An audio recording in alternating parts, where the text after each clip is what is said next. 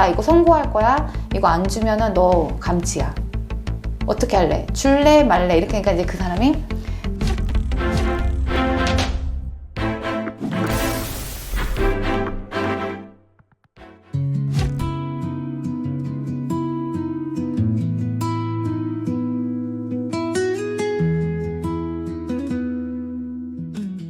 저는 기본적으로 법적인 절차들을 굉장히 성실하게 밟아왔지만 이 사람이 이행을 하지 않았다는 거에 대해서 주장할 수 있었죠. 왜냐면 모든 절차에 기록이 있었으니까. 그리고 저는 집회시나 그 1인 시위를 가기 전에 이 사람한테 내용 증명을 보냈어요. 왜냐면 앞으로 추후에 이제 그로 인한 발생할 수 있는 법적인 분쟁, 이거는 나한테 책임을 물 수 없다.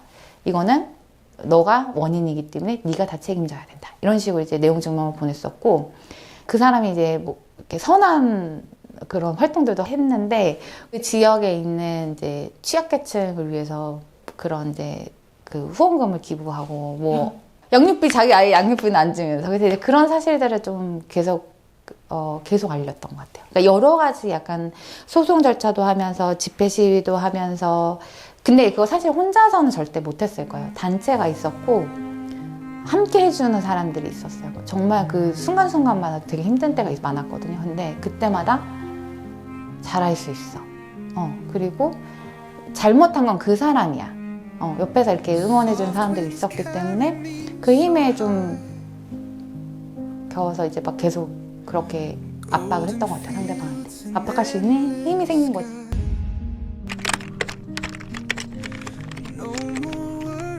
그 집회 시위를 갔는데 그 사람이 눈이 막 이렇게 동공이 막 떨리는 거예요. 아, 이제 무너졌구나 라는 거를 체감한 순간부터 굉장히 이제 적극적으로 이제 공격을 했죠. 그게 얼마나 했을 때 동공이 흔들리기 시작했어요?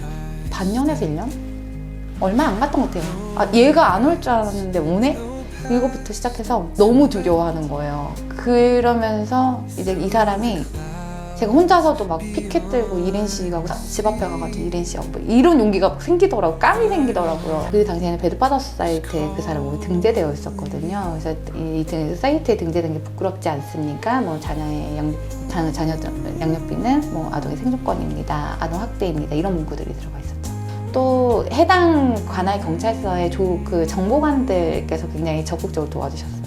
하지 않으면 사실 변하지가 않고 하지 않으면 내 아이의 권리를 보호하기 좀 힘들더라고요. 감치 기일이었는데요. 사실 그 사람이 나온 거죠. 감치 기일에. 그리고 저도 나갔는데 상대방이 이제 자기의 주장할 수 있는 뭐 기일이었는데 그날 그냥 선고를 해버린 거예요. 너 오늘 나 이거 선고할 거야. 이거 안 주면은 너 감치야. 어떻게 할래? 줄래 말래? 이렇게 하니까 이제 그 사람이 근데 지금 재혼도 있고 그 가정에 애도 있고 하니까 이제 잠깐만 자기 나가서 시간 좀 달라. 얼마만 주면 되냐 하니까 30분만 달라. 그럼 나 30분 줄 테니까 나 나가서 입금해라.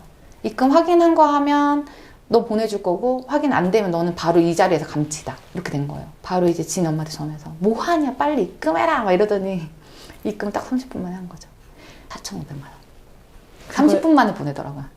4,500. 그러니까 없었던 사람이 아니에요. 그러니까 본인 앞으로 다 무소유로 만들었을 뿐이지 없는 사람이 아닌 거예요. 대부분 다 이런 케이스가 너무 많아요. 10년 가까이 돼서 8년 된 미지급이었으니까 그리고 나서 이제 막 쫓아서 오는 거예요. 화가 나니까 온갖 욕설 다 그 법원 경호원 보호하에 이제 잘 나왔죠. 그리고 나서 이제 매월 양육비는 꼬박꼬박 지급을 했었고 양육비 잘 주죠. 2, 3년 된 것 같아요. 양육비 잘 준지. 근데 이제 한 2, 3일 정도 늦게 보내는 날들이 있어요. 그럴 때는 이제 독촉 문자 보내요. 양육비 미지급 됐다.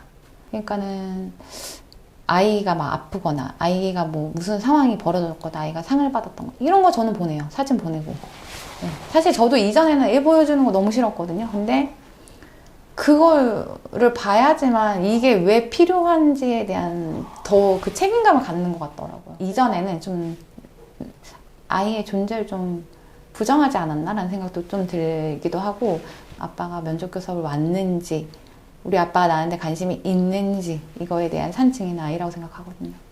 그러니까 아이의 눈과 입이 무섭다는 걸 알기 때문에 이행을 한다라고 생각을 해요. 그런 트라우마는 되게 아직까지도 있는 것 같아요. 네.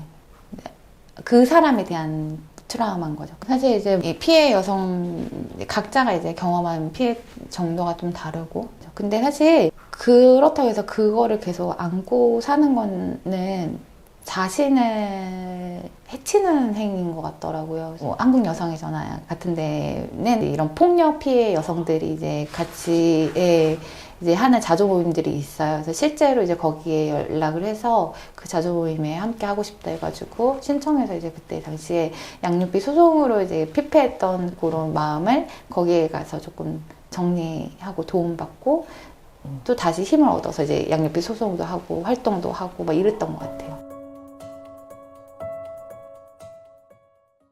주어진 환경들이 조금 다르다 보니까 뭐 제가 이거를 이렇게 극복했으니까 당신도 할 수 있습니다 라고 100% 막 말씀드리긴 다 어렵죠. 근데 양육비 뭐 받을 수 있겠어?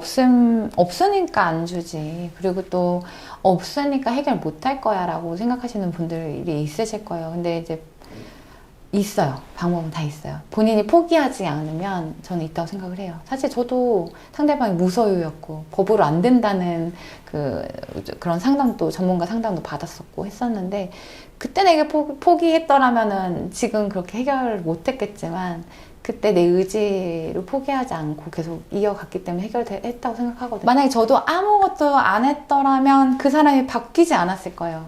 그거는 이제 개인이 의지를 좀 갖고 네, 적극적으로 참여하시고 인식 개선에도 참여하시고 그런 사회활동에도 참여하셔서 본인의 아이의 권리를 보호받으셔야 된다고 생각해요. 사실 이제 양육비 이행관리원이라는 우리나라 국가기관이 있잖아요. 이제 그쪽에 이제 도움을 받아서 양육비 소송을 진행하거나 이제 칸나에서도 이제 양육비 소송 가정폭력 피해 여성을 대상으로 이제 그 법률 지원을 하고 있기 때문에 법률 도움을 받을 수 있는 기관에 연락을 해서 도움을 받으시는 거를 이제 추천을 하고요. 혼자서 소송을 진행하기보다는 다른 이제 제3의 기관에서 이렇게 도움을 줄 수 있다라는 것도 과거에 저 때는 없었지만 지금 현재는 이제 이렇게 많아지고 있잖아요. 그런 기관들을 잘 이용하셔서 사건을 일단 진행을 하고 국가는 사실 이거를 개인 간에 이렇게 해결하기보다는 진짜 국가가 개입을 해서 이 개인들을 다 보호하면서 해결할 수 있도록 제도들이 계속 보완이 되어야 되는 거죠. 사실 해외 같은 경우에는 저 이번 달 양육비 안 들어왔어요 이렇게 전화를 하면 양육비 이행관리원 같은 그 기구가 있어요. 그 기구에서 일정 기간 이내에 해결을 해줘요. 너 양육비 안 줬어? 이러면서 이제 국가에서 직접적으로 개입을 해서 이제 해주고 그러면은 사실 양육자 입장에서는 아이만 잘 키우면 되는 거예요. 그리고 생계에 더 열심히 살면 되는 거고.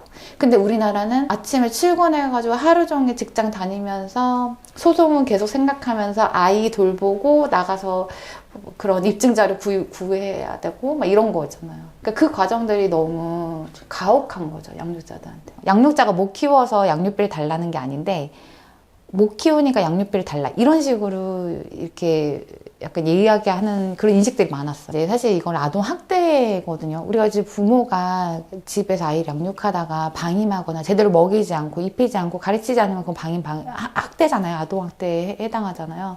근데 이혼한 부모, 그 비양육자가 이제 아이를 이렇게 보호하지 않는 거에 대해서는 아동학대라는 인식이 없었던 것 같아요. 지금 다르지만 그 당시 처음에 그 활동을 했을 때는 이제 오히려 양육비를 받는 사람들을 비난을 했어요. 그거 받아서 이제 꽃뱀이다, 뭐 무능하니까 그거 받지 않냐, 뭐 이런 이야기들이 너무 많았던 거죠.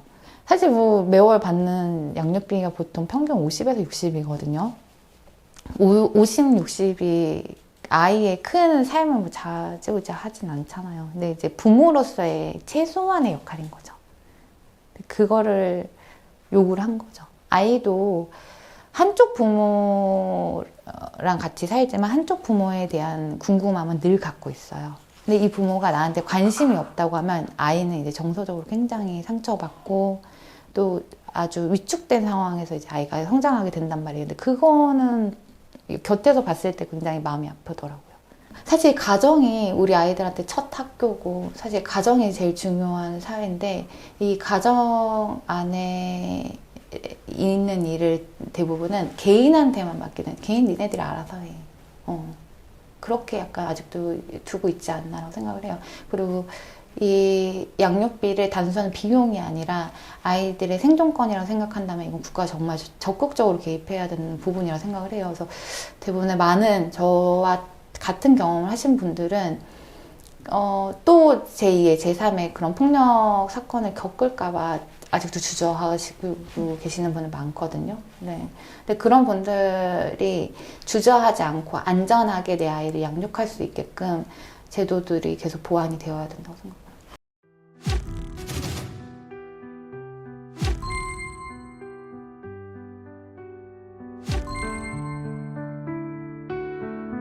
I walked these streets 1,000 times,